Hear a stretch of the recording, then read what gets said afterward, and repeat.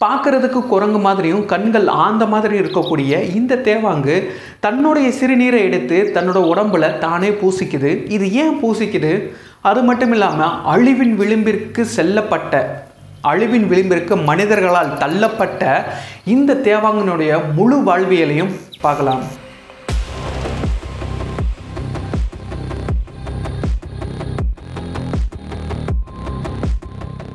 தென்னிந்தியா மற்றும் இலங்கை பகுதிகளில் காடுகளில் 10லிருந்து 15 வருஷங்கள் வாழக்கூடியது தான் தேவாங்கு.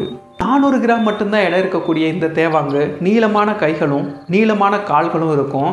பச்சோந்தி மாதிரி பிடிச்சு தான் நகரக்கூடியது. பெரும்பாலும் சைட் டைப், தனிமையில் தான் இருக்க விருப்பப்படும்.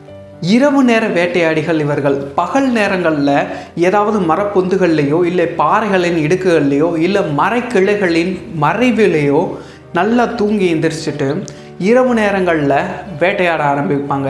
இவங்க வேட்டையாடுறது எல்லாமேவும் பூச்சிகள், பல்லிகள், முட்டைகள், சில நேரங்களில் தாவரங்களை கூட சாப்பிட்டு உயிர் வாழுது. இது இரவு நேரத்தில் அதிகமாக வேட்டையாடுறதுனால இதனுடைய பார்வை திறனை பற்றி நம்ம சொல்லியே ஆகணும். மனிதர்களை விட 10 மடங்கு அதிகமாக தெளிவாக பார்க்க முடியும். ஆனால் மனிதர்கள் மாதிரி இதனால் எல்லா வண்ணங்களையும் பார்க்க முடியுமானா கேள்விக்குறி தான். இதனால் ஒரு சில நிறங்களை பார்க்க முடியாது. ஒரு ஆண் தேவாங்கும் பெண் தேவாங்கும் இணை சேர்ந்த பின்னாடி பெண் தேவாங்கினுடைய கர்ப்பகாலம் கிட்டத்தட்ட 5.5 மாதம் வரைக்கும் இருக்கும். அப்புறம் ஒரு குட்டி ரொம்ப அரிதாக 2 குட்டிகள் வரைக்கும் போடும்.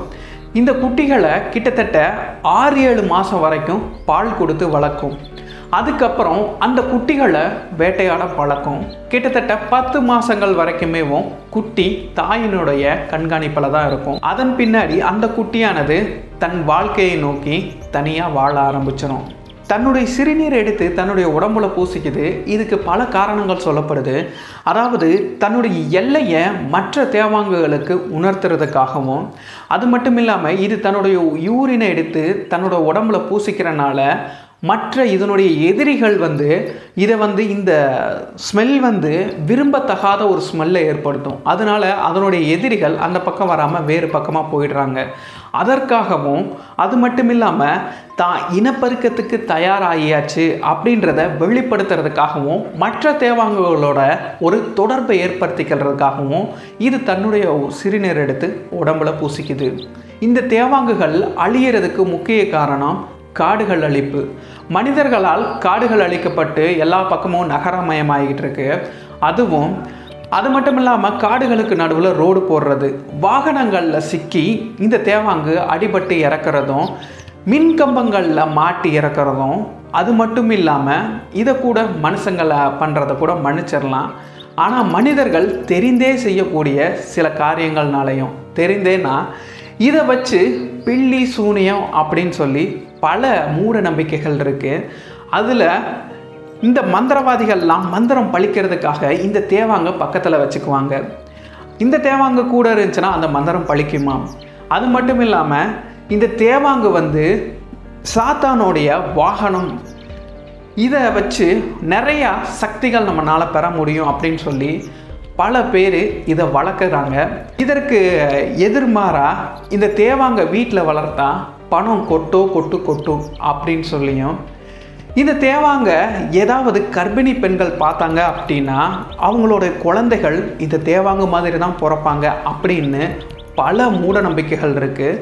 இந்த தேவாங்கினுடைய ரத்தம் பல மருத்துவ குணங்களுக்கு பயன்படுது அப்படின்னு சொல்லியும் கணக்கே இல்லை. அந்த லிஸ்ட்டு போயிட்டே இருக்கும். அவ்வளவு மூட நம்பிக்கைகள் இருக்குது. இதெல்லாம் இருக்கிறனால இந்த தேவாங்க மனிதர்கள் பிடிச்சு பலியிடுறதும், அதனுடைய தோலை எடுத்து விற்கிறதும், கண்களை எடுத்து குருடாக்கி அதை விற்கிறதும், ரத்தத்தை விற்கிறதும் அப்படின்னு சொல்லி பல வேலைகள்னால இந்த தேவாங்க இனம் வெகுவாக அழிஞ்சிருச்சு. பண்டைய காலங்களில் இந்த தேவாங்கு கப்பல்களில் திசை காட்டும் கருவியாக பயன்பட்டதாகவும், அதாவது எதுக்குன்னா இந்த தேவாங்கு எப்போ உட்காந்தாலும் வடக்கு திசையை நோக்கி தான் உட்காரும் அப்படின்னு சொல்லி கருத்துகள் இருக்குது. ஆனால் இப்போ வரைக்கும் இது நிரூபிக்கப்படலை. அறிவியல் பூர்வமாக ஆதாரமும் கிடையாது. மனிதர்களின் மூட நம்பிக்கையால் வஞ்சிக்கப்பட்டு கொல்லப்பட்டு கொண்டிருக்கிற இந்த தேவாங்குகளை காப்பாற்றுறதுக்காக சரணாலயங்கள் இப்போ ஏற்படுத்தியிருக்காங்க. தேவாங்குகளை வளர்க்குறதும் சட்டப்படி குற்றம். விவசாய நிலத்திற்கு தீங்கு விளைவிக்கும் பல பூச்சிகளை அழித்து இயற்கை சமநிலைக்கு உதவுகிற இந்த தேவாங்குகளை பாதுகாக்கப்படணும்.